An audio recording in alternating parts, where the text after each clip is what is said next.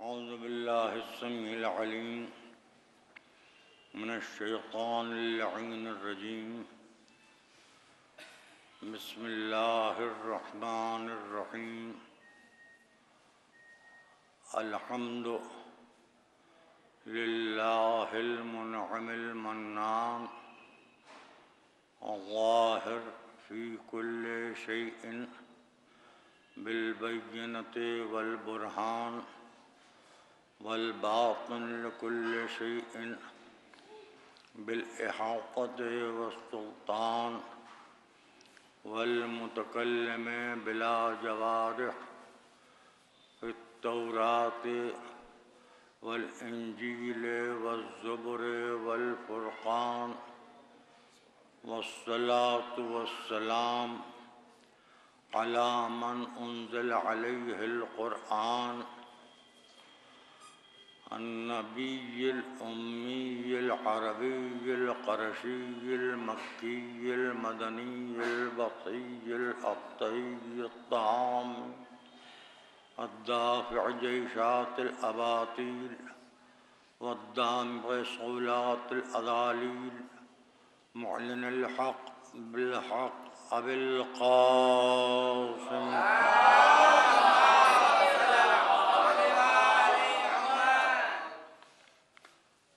वअला अहले बैत अत्तय्यबीन अत्ताहिरीन अल-मअसूमीन अल-मज़लूमीन अल्लज़ीना अज़हबल्लाहु अन्हुमुर रिज्स व तह्हरहुम तत्हीरा।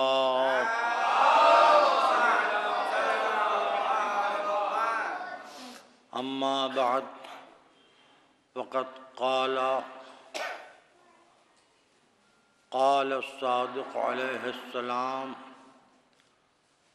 अस्सलामु अलैका या अबा अब्दिल्लाह लअनल्लाहु उम्मतन क़तलतका वलअनल्लाहु उम्मतन ज़लमतका वलअनल्लाहु उम्मतन रज़ियत बिज़ालिक समिअत बिज़ालिक वरज़ियत बिह। एक सलावत पढ़ें बाबा।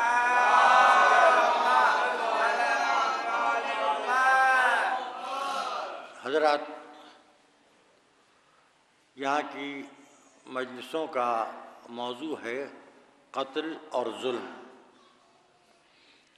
और मैंने ज़ियारत के जिन कलिमात मासूम को यहाँ का उन्वान करार दिया है, उसमें पहले आका हुसैन पर सलाम किया गया है और उसके बाद ये कहा गया है कि लअनल्लाहु उम्मतन क़तलतका। अगर आज आप इस तमहीद में मेरा साथ दे लेंगे तो कल मुझे मज़ीद तमहीद की ज़रूरत नहीं पड़ेगी। खुदा की लानत हो उस पर जिसने आपको कत्ल किया, वलअनल्लाहु उम्मतन ज़लमतका, और खुदा की लानत हो उस पर जिसने आप पर जुल्म किया। और क्योंकि ये मामला खुदा का नहीं है, यह मामला रसूल का नहीं है, यह मामला अली का नहीं है, यह मामला सैयदा का नहीं है, यह मामला हसन का नहीं है, यह मामला हुसैन का। अल्लाहु उम्मतन समिअत बिह, खुदा की लानत उन पर भी कि जिन्होंने कत्ल व जुल्म के वाक़यात को सुना और चुप रहे। बारगाह है जहाँ खामोशी भी जुर्म है। ये अकीदत अकीदा है। पहले मुलायम सिंह की हुकूमत थी, लोगों को उनसे अकीदत थी।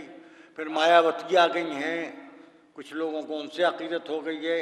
ये दफान होंगी, कोई और आएगा, उससे अकीदत हो जाएगी। ये अकीदत है जो हालात के तहत तब्दील होती है, और जो तब्दील नहीं होता वो अकीदा है, और जो तब्दील हो जाए वो बदनसबी है। कई चीज़ें हैं जिनको मिला जुला के, और मैं सबसे ज़्यादा तो शुक्रगुजार उन लोगों का हूँ जो इतनी दूर बैठे हैं कि दूर से देखने वाले ये नस्लिस में बैठे हैं, करीब नहीं आ रहे हैं। अच्छा तो चले आइए, मैं बुला नहीं रहा था।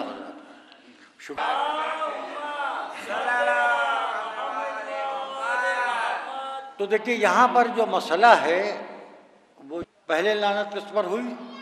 तलत का, उस उम्मत पर लानत जिसने आपको कत्ल किया।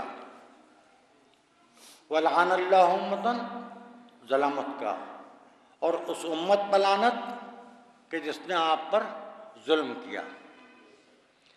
सामने की बात यह है कि जुल्म पहले होता है, कत्ल बाद में होता है। अगर आप वाक़यात करबला को देखें, मदीना छूटा, हज को उम्रे से बदला, करबला में दरिया के किनारे से खैमे हटाए गए, 3 दिन पानी बंद रहा, फिर शब आशूर, फिर सुबह आशूर से असर आशूर तक कुर्बानियों का एक मुसलसल सिलसिला रहा। जुल्म पहले हुआ, लेकिन मासूम क्या कह रहा है कि खुदा की लानत उस उम्मत पर जिसने आपको कत्ल किया, और खुदा की लानत उसने आप पर जुल्म किया। वो जालिम तो मर गए जिन्होंने कत्ल से पहले जुल्म किया था, है जो कत्ल होने के बाद भी मजलूम है और उस पर जुल्म हो रहा है। मैं जो बात आपके अज़हान आलिया तक पहुंचाना चाहता हूं, अगर आप मुतवज्जे हो जाएं तो शायद आज आसानी से वो बात मैं आप तक पहुंचा दूं, वरना कल मज़ीद इसको उजागर करना पड़ेगा कि ये सच है कि न हुसैन से पहले कोई हुसैन हुआ, न हुसैन के बाद कोई हुसैन होगा, इसमें तो कोई दो राय नहीं। लेकिन यजीद एक नहीं था, यजीदों के साइज मुख्तलिफ हैं। जो जुल्म कर रहा है वो यजीद है, जो हुसैन की फजीलत को कम कर रहा है वो यजीद है, जो हुसैन के बाप की फजीलत को कम कर रहा है वो यजीद है, जो हुसैन के भाई की फजीलत को कम कर रहा है वो यजीद है, जो हुसैन की वालिदा की फजीलत को कम कर रहा है वो यजीद है, जो हुसैन के दादा की फजीलत को कम कर रहा है वो यजीद है। क्या आपने बेशक कहा है, और किस तरह से आपके सरों के ऊपर से बात गुजर गई। मैंने हुसैन के नाना नहीं कहा है, जो हुसैन के दादा पर जुल्म करे वो यजीद है। हुसैन के दादा कौन? अबू तालिब। आज का यौम फारूक आज़म मनाने वाला मुसलमान अबू तालिब को काफिर कह रहा है। एक ही अखबार में पहले सफ़े पर नए साल की मुबारकबाद है, दूसरे सफ़े पर फारूक आज़म का मुर्दा पीटने के लिए हाजी का दिन बचा। अच्छा, मैं हूं गुंबद की सदा, जैसी कहो वैसी सुनो। और कल के अखबार में मैंने देखा था कि परसों कुछ लोगों ने, किसी इदारे ने, उसका नाम मुझे अभी याद नहीं है, भी वो इदारा ज़्यादा चला नहीं है, और इदारे तो बहरहाल हर हफ्ते पैदा होते रहती, ये हफ्तावार जहमत है। किसी इदारे की तरफ से एप्लीकेशन गुजरी थी कि जुलूस फारूकिया उठाया जाए। तो हमारा सिस्टम तो मालूम है जुलूसों का, आपके पास जुलूस का कोई तरीका नहीं है। अगर आपको प्रशासन इजाज़त नहीं देता तो हम आपको इजाज़त देते हैं। पहली मुहर्रम को आप किसी को तो मानिए कि कोई वासिले जहन्नम हुआ,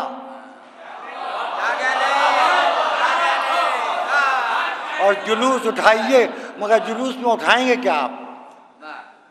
भाई कोई रोज़ा तो है नहीं, हरामजादों के रोज़े नहीं होते।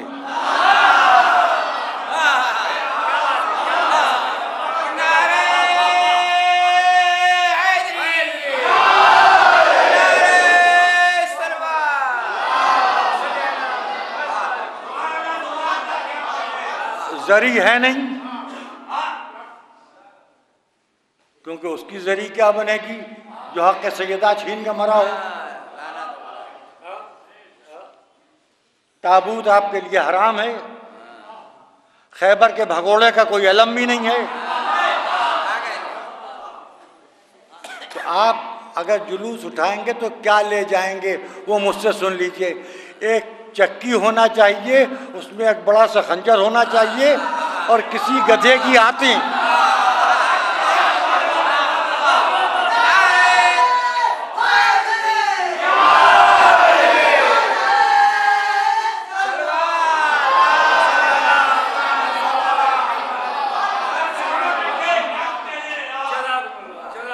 तो देखिए ये सब चीजें मिला जुला के एक जुलूस बन सकता है। उठाइए आप। अब देखिए आप अगर मुझसे ये उम्मीद कीजिए कि मैं करेले को शहद कहूँगा, आप मुझसे ये उम्मीद कीजिए कि मैं जहर को तिर्याक कहूँगा,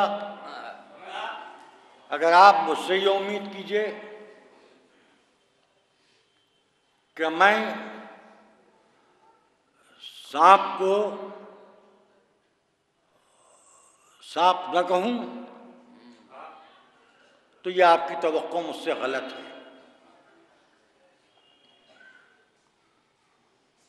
बड़े बड़े मसाइल उठते हैं, बड़े बड़े बुकरातियतें होती हैं और हर साल कुछ न कुछ कहा जाता है।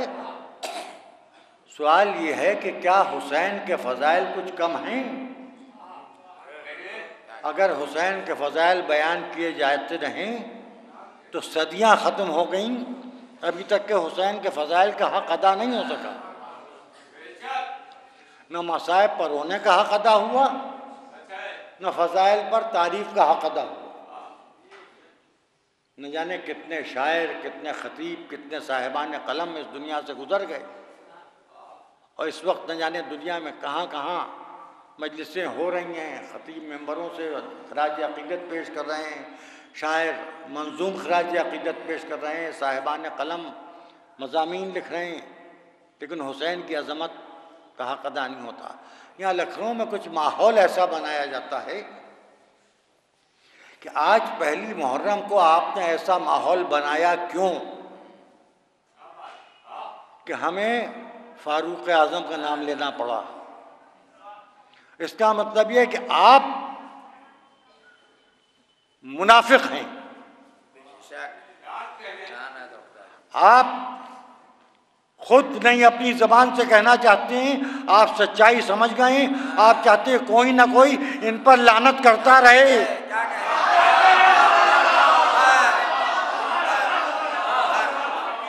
आप चाहते हैं कि कोई ना कोई इनको बुरा कहता रहे, इन पर लानत करता रहे, और उसके बाद आप अखलाकन ये भी कहते हैं कि तबर्रा बर्दाश्त नहीं है।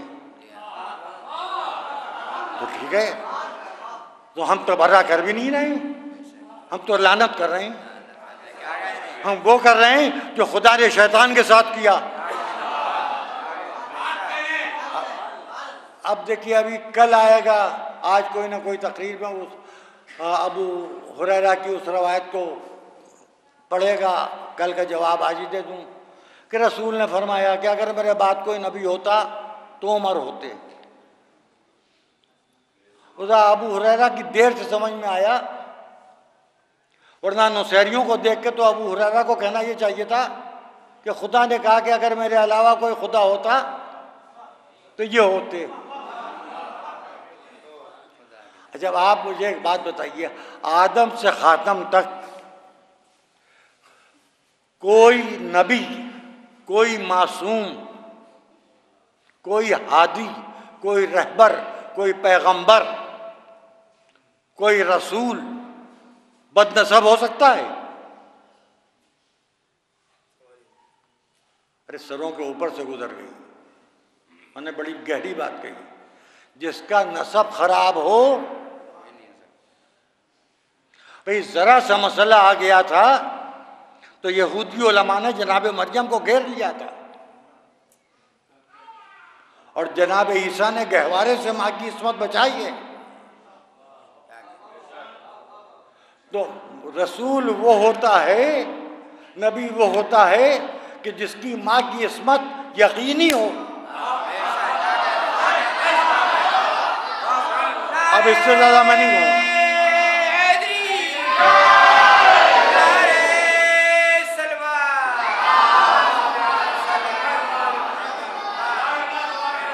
अब मैं इससे ज़्यादा नहीं कहूँगा। अब इससे ज़्यादा जो समझना है वह आप खुद समझिए। नबी के लिए ये शर्त है कि उसकी माँ की इस्मत बेदाग हो, शफाफ हो। और माँ की इस्मत नहीं, ननिहाल भी बेदाग हो, ददियाल भी बेदाग हो, नानी भी बेदाग हो, दादी भी बेदाग हो। आप मुझसे सुनना क्या चाहते हैं? क्या आप मुझसे सुनना चाहते हैं कि हत्ताब की तसर्रुफ में रहने वाली औरत, जिसके लिए 11 लोग दावेदार थे कि वो उसके शौहर हैं, उसने एक कन्फर्म हरामजादे को पैदा किया।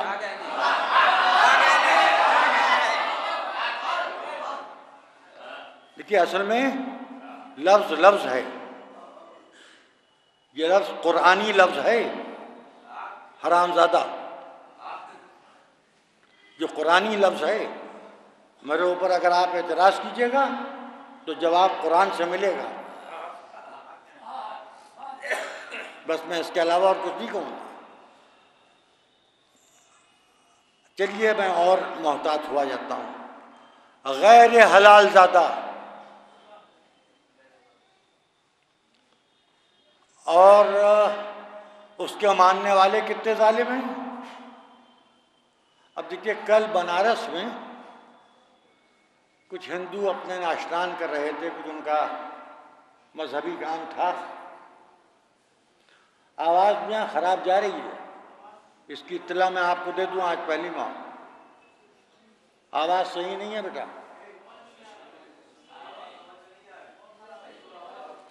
ये नहीं सही कर पाएगा। मोहम्मद वो उनको बुलाओ, मूसा को बुलाओ, तुम सही करने में और गलत कर दोगे।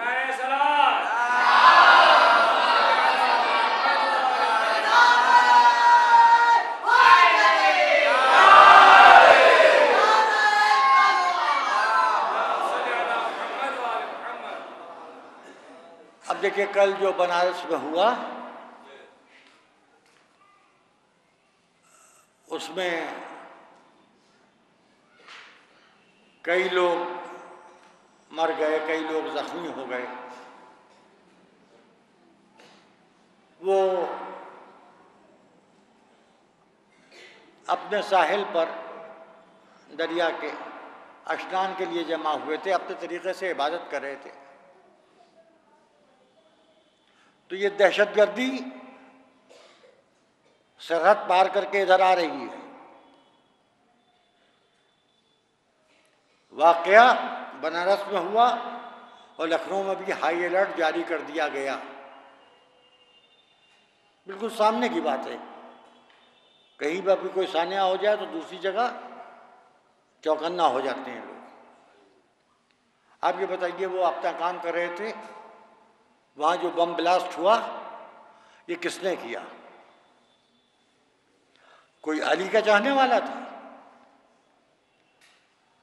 कोई नबी का चाहने वाला था, कोई हसन का चाहने वाला था, कोई हुसैन का चाहने वाला था। खुदा की कसम, सारी दुनिया में चाहे अलकायदा हो, चाहे तालिबान हो, चाहे लश्कर तैयबा हो, चाहे सिपाह सहाबा हो, कोई भी दहशतगर्द, कोई भी आतंकवादी, कोई भी टेररिस्ट हुसैनी नहीं है।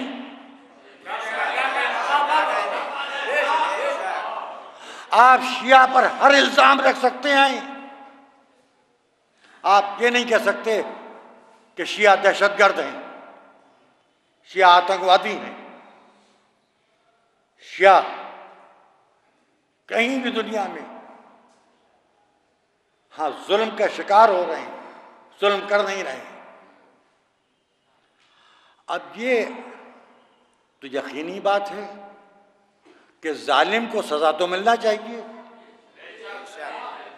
अब अगर हजरत फिरोज रहमतुल्लाह अलैह की किस्मत में ये खुशकिस्मती लिखी थी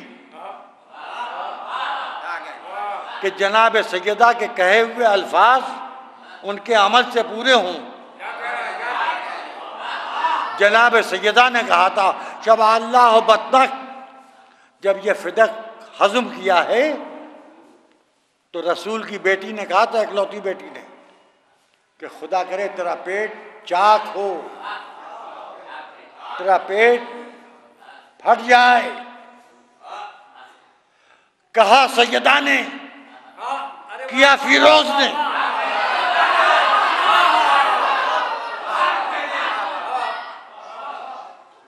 और उसके बाद वाक़या करबला हो गया, वरना वाक़या करबला न होता, गम हुसैन न होता तो पहली मुहर्रम की खुशी हम मना के दिखाते। नबी रबीउल अव्वल तक तो हम थक जाते हैं, थकन तो आपसे झेली नहीं जाती। हाय हाय, नबी रबीउल अव्वल को तो हम थक जाते हैं। यह कर्ज हम नबी रबीउल अव्वल को अदा करते हैं। निकालिए आप, चलिए एक मामले में इत्तेहाद हो जाए आपसे हमारा। नबी रबीउल अव्वल को जुलूस फारूकी निकालिए आप, हम आपके साथ हैं। आप अपने तरीके से खराज अकीदत पेश कीजिए, हम अपने तरीके से खराज अकीदत पेश करें।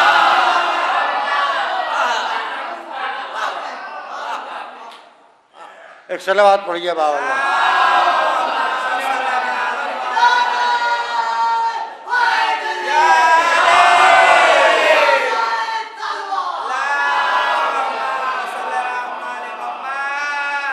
हम आपको मना नहीं कर रहे हैं, लेकिन मुश्तरक तारीख रखिए, हम भी शरीक हों।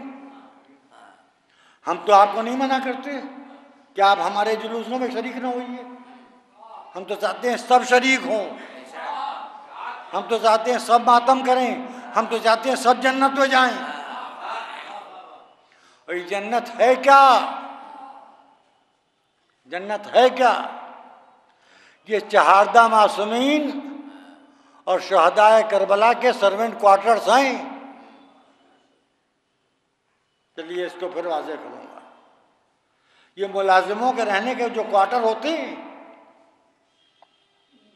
मुलाजिमों के रहने के जो क्वार्टर होते हैं, बड़े बड़ी कोठियों में सर्वेंट क्वार्टर्स होते हैं, तो इनके सर्वेंट क्वार्टर्स का नाम जन्नत है।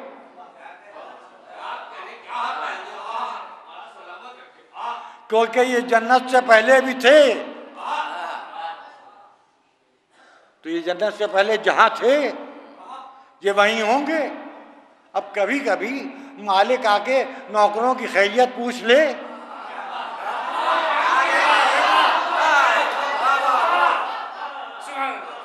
जन्नत आपका मकसद है और हमें खाके शिफा के जरिए हमारा कब्जा है।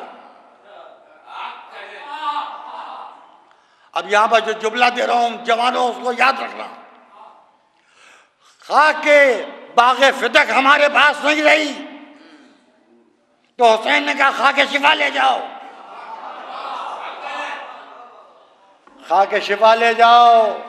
खाके शिफा तुम्हें कब्र में भी सुकून देगी, हश्र में भी सुकून देगी, और जिसके पास खाके शिफा होगी जन्नत के दरवाजे उसके लिए खुल जाएंगे। इसीलिए तो कहा गया कि खाके शिफा की सिजदगाह पर सजदा करना हराम है, बिल्कुल हराम है उनके लिए जिनको जहन्नम में जाना है।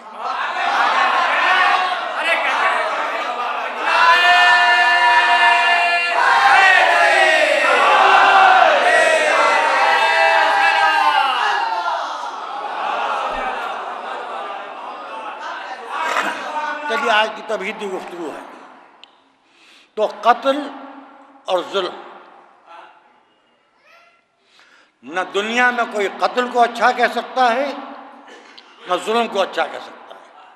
जो कातिल की तरफदारी करे वो भी जहन्नमी, और जो जालिम की तरफदारी करे वो भी जहन्नमी। और न जाने क्या खुदा की कुदरत है कि कातिल और जालिम के तरफदारों के चेहरों की कैफियत कुछ अलग होती है। कातिल और जालिम के तरफदार मालूम नहीं आईना देखते हैं कि नहीं, यानी उनके चेहरे तो रमज़ान से नजर आ जाते हैं कि कितने खबीस हैं। अब वो शाबान रमज़ान के बाद वो खबासत और बढ़ती है। फिर मुहर्रम में तो बिल्कुल ही चेहरों की खबासत।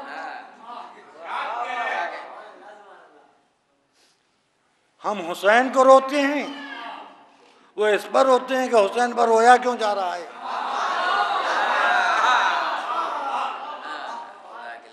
अच्छा ये बताइए कि मुखालिफत ज़्यादा है कि आज़ादारी ज़्यादा है।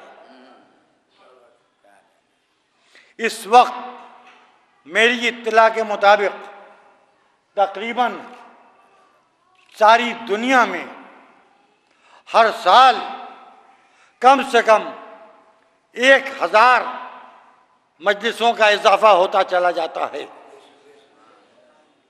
इस वक्त डॉक्टर ज़्यादा हैं, मरीज कम हैं, इंजीनियर ज़्यादा हैं, काम कम है, आर्किटेक्ट आपको बेरोजगार मिल जाएंगे, वकील आपको बेरोजगार मिल जाएंगे,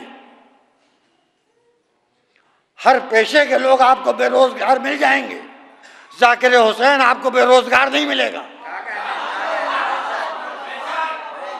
जो जिस तरह हुसैन का नाम ले रहा है उसे बुलाया जा रहा है, उससे मजलिसें पढ़वाई जा रही है। और जब जिक्र हुसैन होगा तो यजीद पर लानत होगी, और जब यजीद पर लानत होगी तो जिसने यजीद को यजीद बनाया,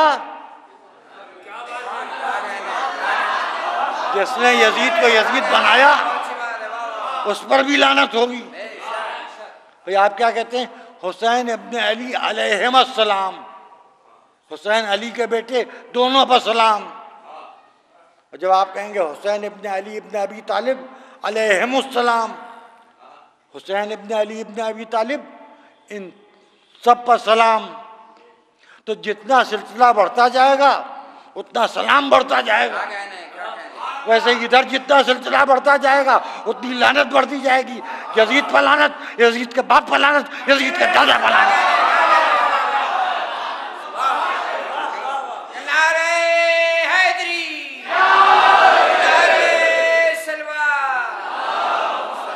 अब बुरा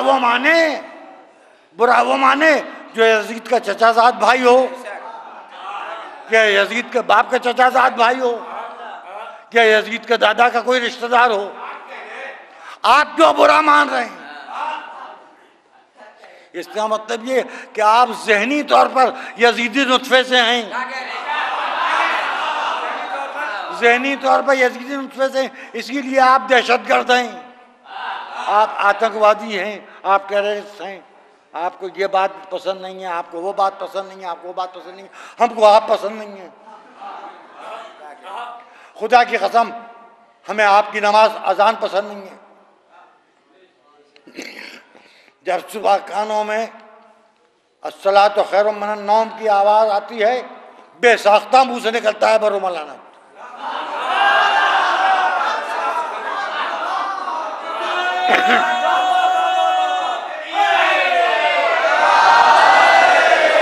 ना हमें आपकी अजान पसंद है, ना हमें आपकी नमाज अच्छी लगती है, ना आपका हमें वो लड़ता झगड़ता रोज़ा अच्छा लगता है, ना हमें आपकी तरावी अच्छी लगती है जो नालियों के किनारे होती है, जो रोड पर होती है, जहाँ गंदगी हो।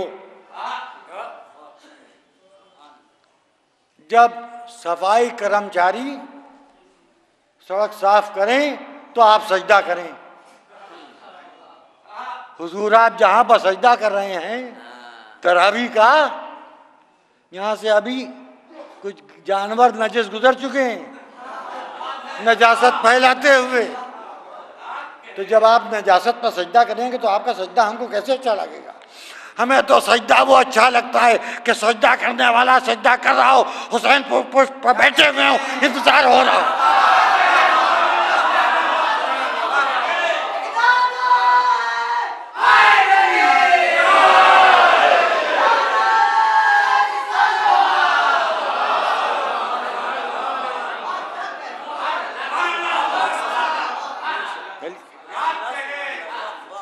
अच्छा, अब ये ना पढ़िए मजलिस में तो ये हो जाएगा, और वो ना पढ़िए तो हो जाएगा। कुछ ना पढ़िए तब भी जो होना है वो हो जाएगा। जो होना है वो तो हो जाएगा, और जो होना था वो हो चुका। अच्छा, इससे बेहतर कोई ज़माना नहीं है। बनी उमैया का हैत ख़त्म हो चुका, बनी अब्बास का हैत ख़त्म हो चुका, सासानियों का हैत ख़त्म हो चुका, सामानियों का हैत ख़त्म हो चुका, लोधियों का हैत ख़त्म हो चुका, तुगलकों का हैत ख़त्म हो चुका, मुग़लों का हैत ख़त्म हो चुका, उस्मानियों का हैत ख़त्म हो चुका। अब आपके वोट का ज़माना है। जब आप वोट देते हैं तो डंके की चोट पर अपना अक़ीदा भी बयान कीजिए। अब अगर हम अपने बच्चों को इस वक्त न समझा पाए तो हम अपने उन बुजुर्गों को क्या मुंह दिखाएंगे, उन गुज़िश्ता नस्लों को जिन्होंने दारो रसन और सलीब के दरमियान भी अगर वसीयत हक़ और सब्र न की होती तो आज हमको न मालूम होता कि दीन क्या है, ईमान क्या है, कुर्बानी हुसैन क्या है, वाक़या करबला क्या है। न फ़ज़ाइल मालूम होते न मसाइब मालूम होते। कितना सख्त ज़माना गुजरा, कितना बुरा ज़माना गुजरा। आज तो ज़माना बहुत अच्छा है। अब ये कि फलां बुरा मान जाएंगे तो हम फलां के लिए मजलिस पढ़ते ही कब हैं? फलां तो मजलिस को हराम समझते हैं। फलां बुरा मान जाएंगे तो फलां का आज़ादारी से ताल्लुक़ क्या है? इस बात का ज़रूर ख्याल रखना चाहिए कि मजलिस में कोई ऐसी बात न कही जाए कि हुसैन के किसी अज़ादार का दिल दुखे। ये बात तो समझ में आती है, लेकिन ये कि जिनको और वो उनकी खुश दावतें और उनके घिसे हुए कलम हज के बाद इस काम में मशगूल हो जाते हैं कि ये हराम, ये बिदअत, ये नाजायज़, ये गलत।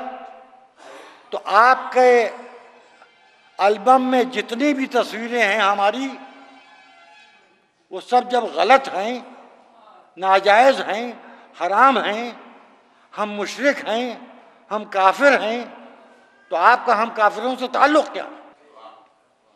भाई हिंदू आज़ाद है अपने मंदिर में जो उसका दिल चाहे वो करे, बुद्धिस्ट है बुद्ध मठ में उसका जो दिल चाहे वो करे, सिख आज़ाद है गुरुद्वारे में जो उसका दिल चाहे वो करे, हम आज़ाद हैं मजलिसों में दिल जो चाहता है वो कहते हैं, आप आज़ाद हैं, आप शौकत अली के हाथे में जो आपकी समझ में आता है आप वो कहती हैं। हम आपसे ये तो नहीं कहते कि आपने कहिए, आप कहते हैं तो हम अपने बच्चों को बचाने के लिए कुछ जवाब दे देते हैं। अब ये कि ये सोचा जाए कि फलां की दिल आज़ारी होगी तो फलां ने ये नहीं सोचा कि सैयदा की दिल आज़ारी होगी। भाई जालिम की दिल आज़ारी क्या? जालिम का दिल ही नहीं है तो दिल आज़ारी का तस्वुर क्या? अब आप मुझे ये बताइए कि कितने घर ऐसे हैं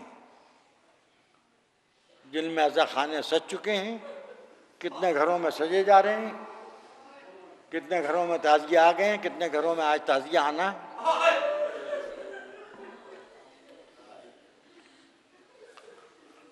और फ़िरक़ों में और हुसैनियों में एक बुनियादी फ़र्क है। और फ़िरक़े बेचैनी से ईद का चांद देखते हैं, हुसैनी बेचैनी से मुहर्रम का चांद देखते हैं। और मुहर्रम का चांद देख के कोई दुआ भी नहीं मांगी जाती क्या दुआ मांगे उस चांद को देख के, जिस चांद को देखने के बाद जहरा का घर उजड़ गया।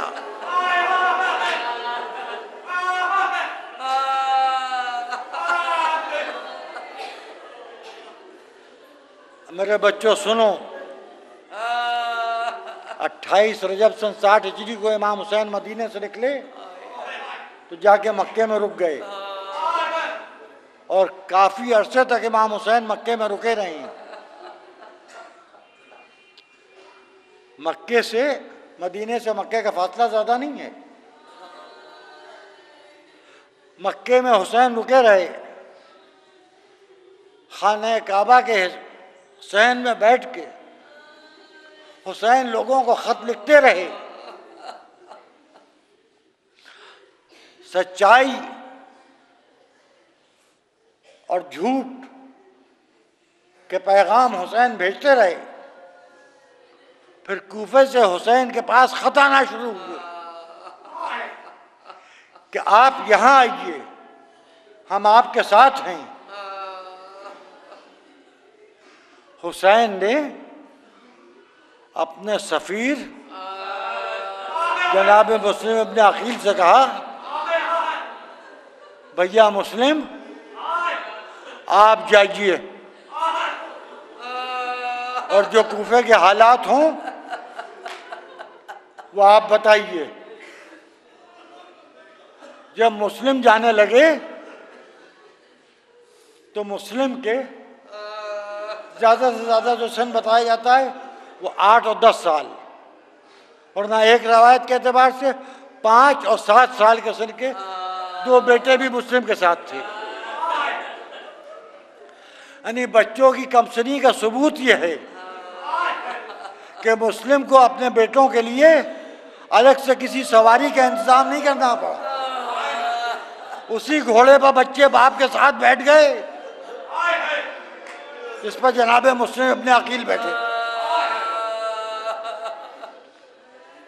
कूफे पहुंच के मुस्लिम शहीद हुए, मुस्लिम के बच्चे कैद हुए और इस कैद की मुद्दत 2 साल से ज्यादा है। वाक़या करबला हो गया। वाक़या करबला के बाद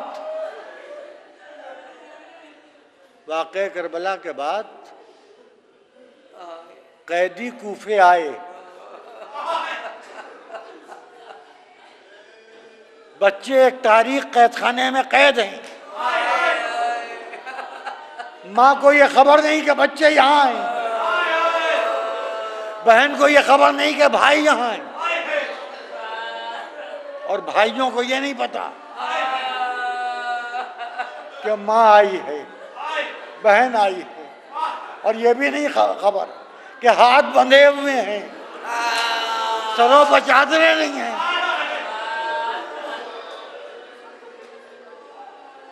एक मुद्दत गुजर गई। हद ये कि ये काफिला जो करबला में कैद हुआ था ये भी छूट के मदीना पहुंच गया।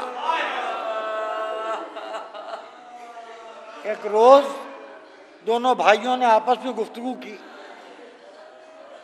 रोज शाम को सूखी हुई रोटी और गर्म पानी लेके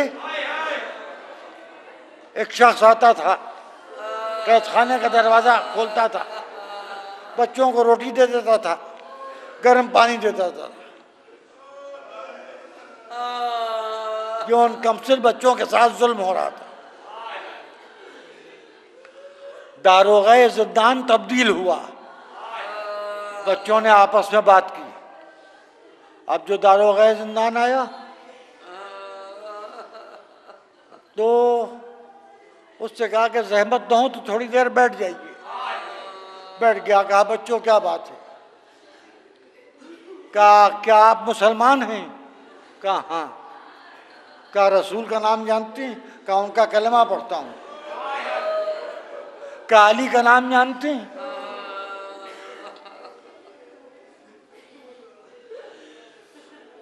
कहा हसन का नाम जानते हैं? हुसैन का नाम जानती, अब्बास का नाम जानती?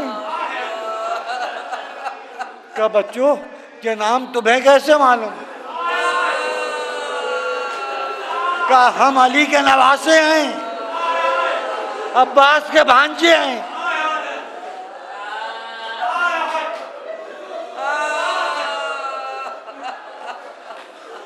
घबरा के अपनी जगह से उठा, क्या खुदा की कसम मुझे ये नहीं मालूम था।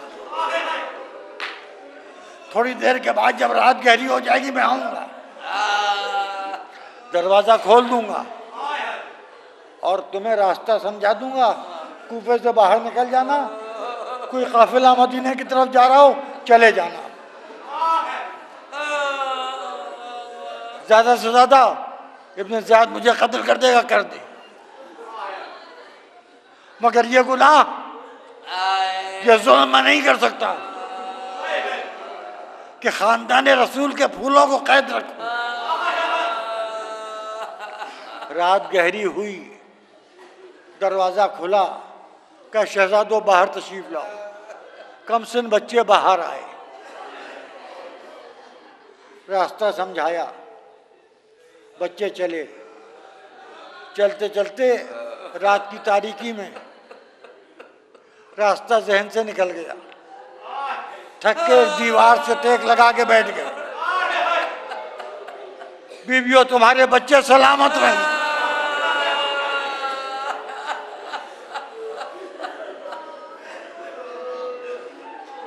साहिबान औलाद की औलादें सलामत रहें। सब इंशाअल्लाह अपनी औलादों की बहारें देखें। हाय मुस्लिम के यतीम बच्चे बैठे, इंतजार हो रहा है। और फिर वो वक्त भी आया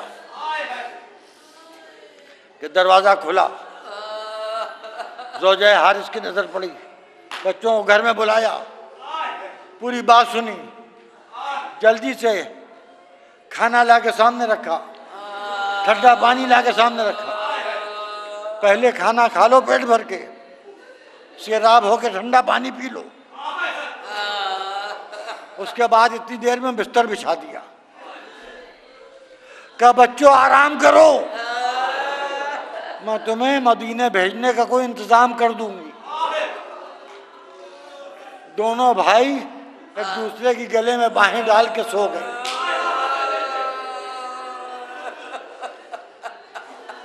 रात गुजर रही। आज मुहर्रम की पहली है और रुमाल सैयदा सामने है।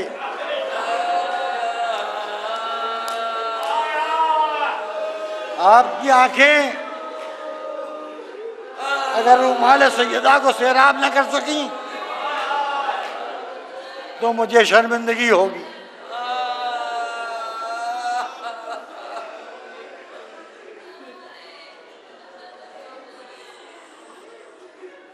हाँ, अब थोड़ी देर के बाद हारिस मलून घर में दाखिल हुआ। ज़ौजा ने कहा कितनी देर लगा दी आने में? कहा ऐसा है कि कैद खाने से मुस्लिम के दो यतीम कहीं चले गए हैं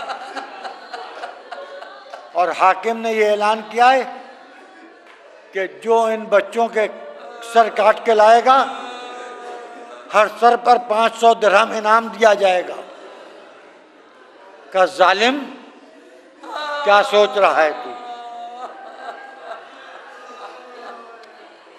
तुझे क्या हो गया है? क्यों औलादे रसूल के खून का दाग अपने दामन पर लेना चाहता? जालिम ने खाना जहर मार किया।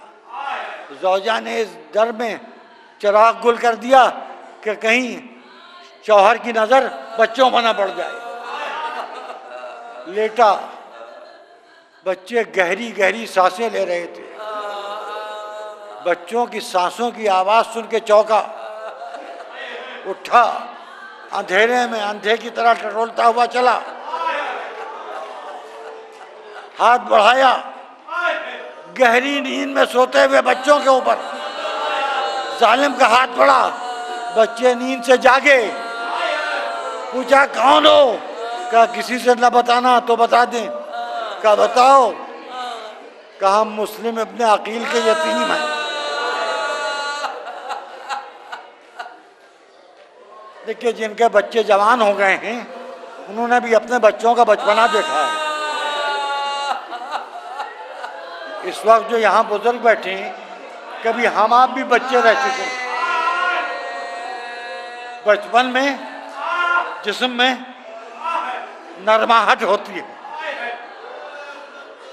और फिर 2 साल की कैद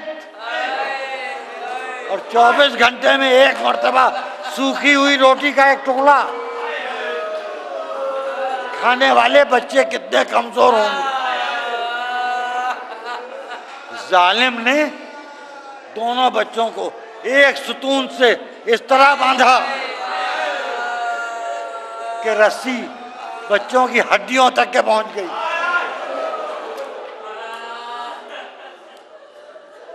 रस्सी बलगा इला उज़ामिहिम, रस्सी उनकी हड्डियों तक पहुंच गई। आप बात नहीं समझ पाए, मैं बात कह नहीं पाया। अभी सुनिएगा।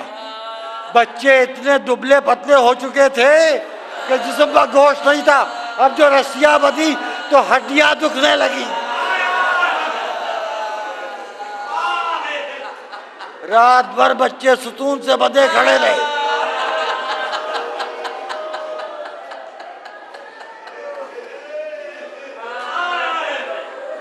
तो जुल्म देखिए कहां पर, जुल्म देखिए। सुबह जालिम ने बच्चों को रस्सी खोली। ज़ौजा हारिस रो रही है, अरे ये जुल्म न कर, लेकिन जालिम मान नहीं रहा है। रस्सी खोली, गुलाम को बुलाया, कहा इन बच्चों को ले जाओ, सर काट के लाशें दरिया में फेंक देना, कटे हुए सर ले आना।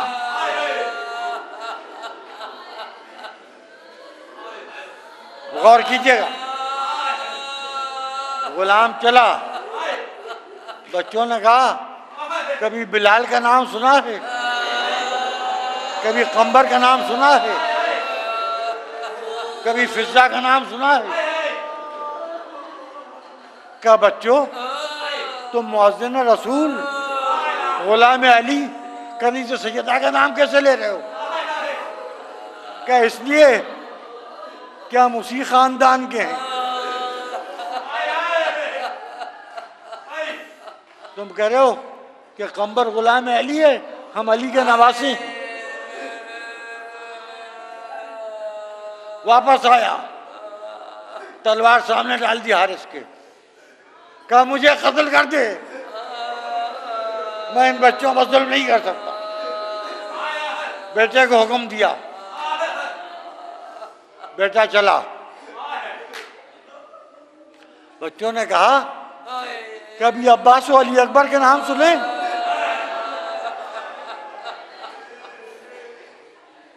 क्या तुम क्या जानो अली अकबर को, तुम क्या जानो अब्बास को? क्या अली अकबर हमारे भाई हैं, अब्बास हमारे मामू हैं। बच्चों को यह भी नहीं मालूम कि अली अकबर के सीने में बर्ची की यानी टूट चुकी, अब्बास के शाने कलम हो चुके।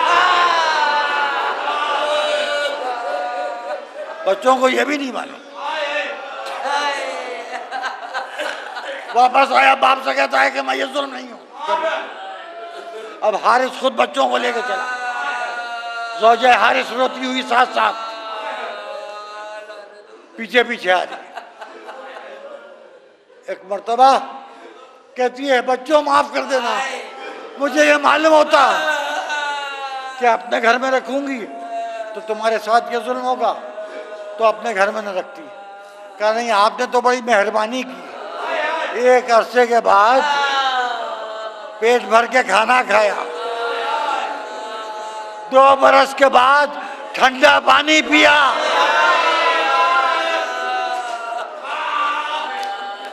कुछ देर के लिए सही आराम दे बिस्तर पर सोए।